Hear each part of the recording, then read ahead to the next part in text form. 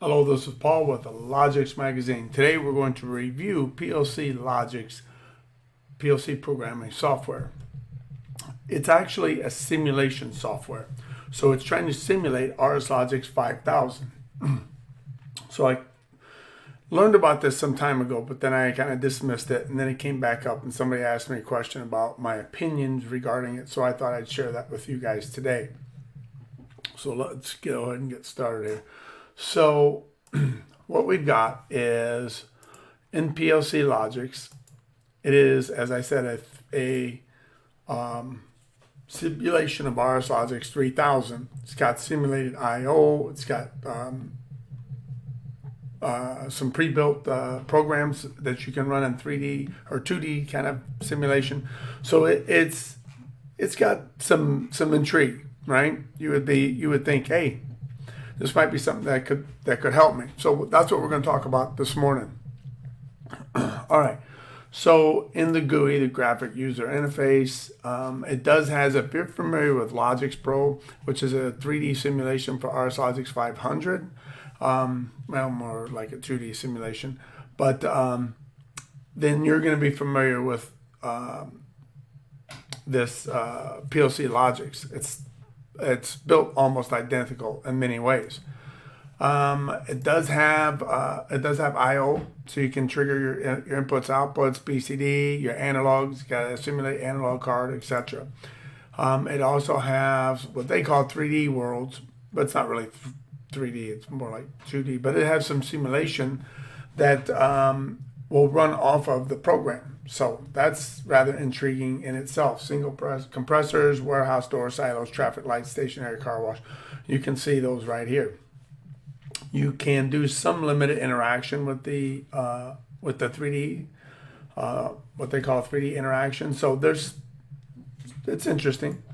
That does have a complete, I shouldn't say complete, it has a pretty decent instruction library, the whole set. So it's got quite a bit of stuff that you can do in it. I've not explored all of the options, but it most certainly does have some of the important instructions for beginners. So that's pretty cool in itself.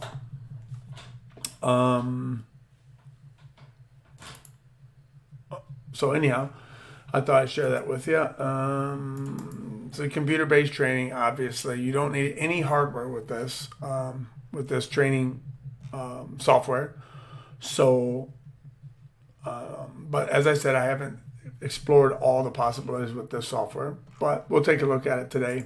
What I think is intriguing in a little bit of way, in a few ways, is if you're going to start and you can't afford, can't find the 90-day 5,000 demo software, can't get a link to that, or you don't have the maybe $1,200 to get a functioning RSLogix 5000 software, then this might be an option for you to at least get started with RSLogix 5000, at least for beginners. If this is your first foray into the software programming, this might be a real option.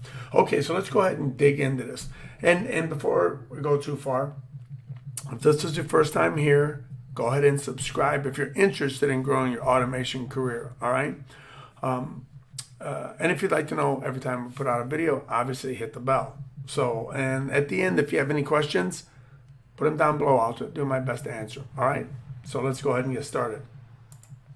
RSLogix 5000. This is PLC Logics. That's the name of the software, the simulation software. So here what I've done is I've pulled up a simulation, all right, so that we can kind of look around at it a little bit.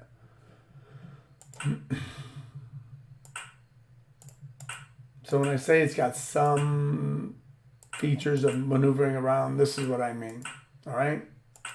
It's got some limited ability to look around, all right, and take a look at things.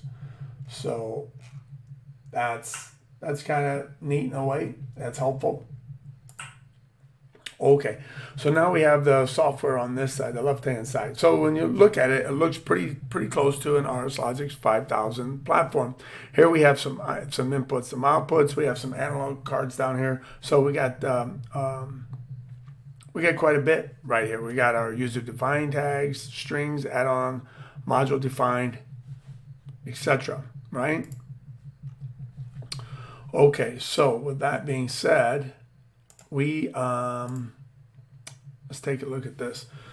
Let's take a look at this program. So what I'm going to do is I'm going to go ahead and it's similar in many ways, but it's not. Obviously, if we look at our Who Active, and for me it never popped up. Who Active never popped up. I went to download and I don't really know if it's downloading, but I can pull up a program. Let's take a look at that. So I pulled up a program. Now, if I hit open, they literally have, 200 or some odd programs here. All right.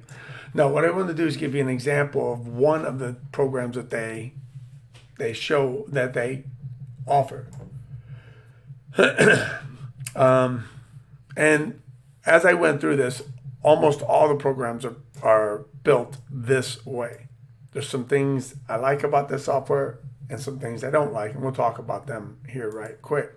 So let's go ahead. We'll put this in simulation. I think that will help us out. All right. So we've got it. We're online, right? There's our green. Rails are green.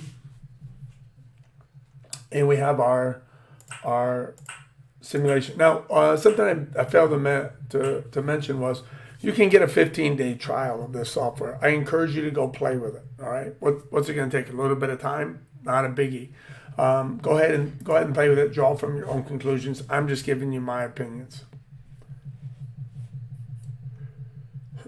All right. So what I'm going to do here is I'm going to go ahead and hit start. We're going to start this software program, right? We're going to start this PLC program. I'll try to line this up so we can see the whole program, because I cannot make the tree go away.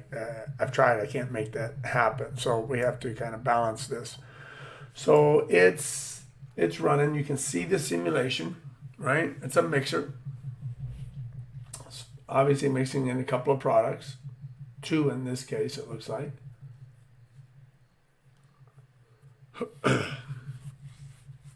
All right. Then once it gets filled, obviously, and there's some edit instructions and comments to your programming here, so that kind of helps a little bit to understand what's going on.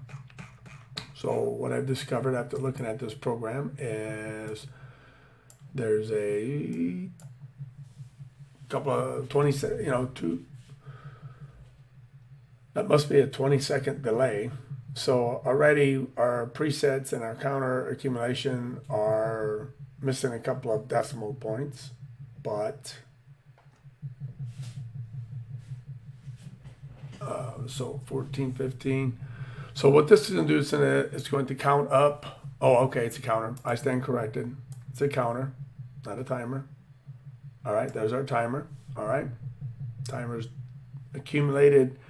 We're getting a count up. 16, 17, all right.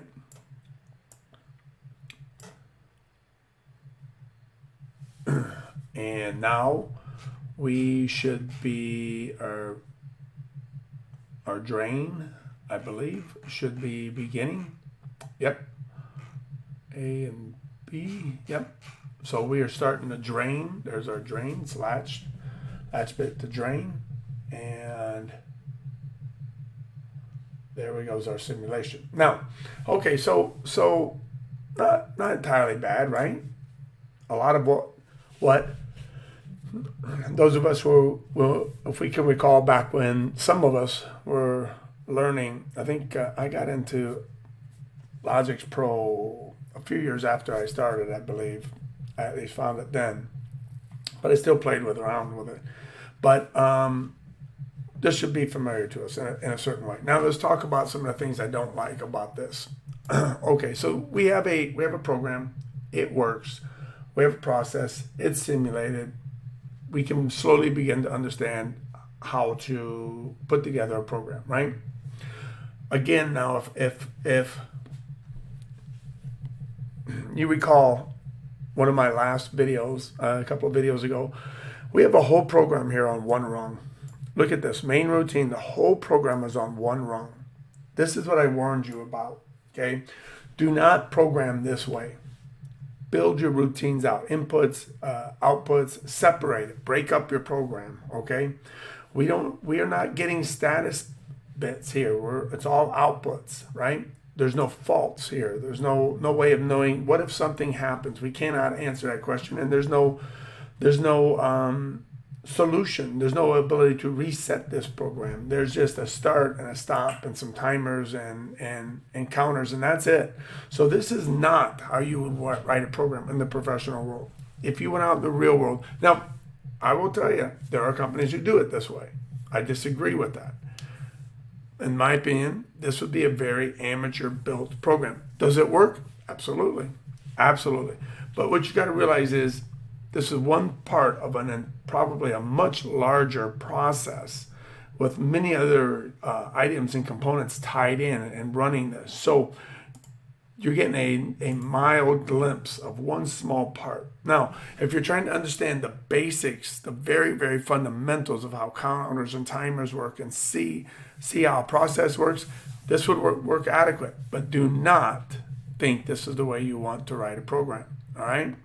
There's so much that you want to add to this to be able to produce a program that a senior engineer would like, the way that they would write a program.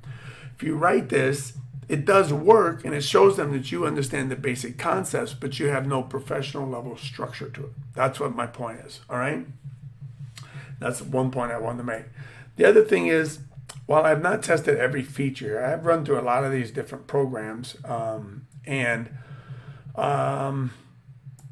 it's a little clunky for me.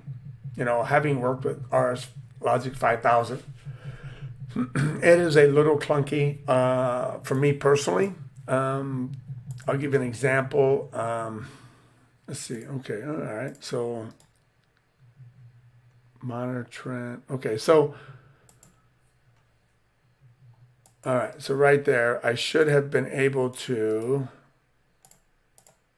as you can see, go to cross-reference. Now, maybe I need to be offline, although that seems peculiar. It's definitely not. That would have been on. Okay, so we were offline. Oh, that's right. We had stopped our process. So go to cross-reference. Can't do it. Monitor, stop. So, okay, so we can go to our monitor. Let's go back to our main program here. Okay. Can we trend it? Well, we haven't built any trend. So, you know, go offline. All right. So to me personally, it's a little clunky. Now, I would venture with some practice, you could get pretty comfortable working with this software and understanding it. And the transition between this software and 5000 probably wouldn't be huge at all. And the other thing is you can build programs, as I understand it, from scratch, right? So that's actually a good thing, right? And that's what you'd want.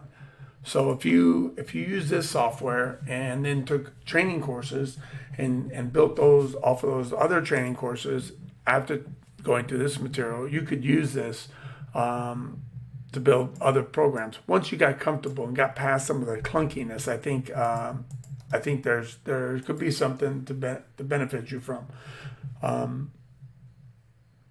So that's just some of my observations of what I think about this software. Without having any other software options, this most certainly would be a reasonable choice. Again, it is $295, so not a small investment by any stretch. But to go a full RSLogix 5000 platform, you're talking, I think it was $1,200, $900, $1,200 for the software. So it pretty, double the price. So triple the price, 369, yeah.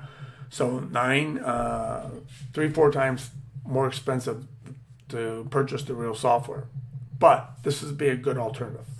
All right. So these are some of the things I thought it was a software worth, reviewing and giving my opinion on.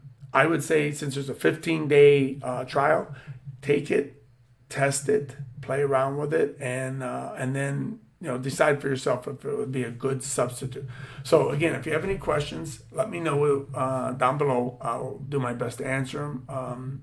And go ahead and subscribe. There's lots more stuff coming your guys' way as we talk more about automation. So robotics, automation, programming, integration, and design. All right. So until next time, keep programming, my friends.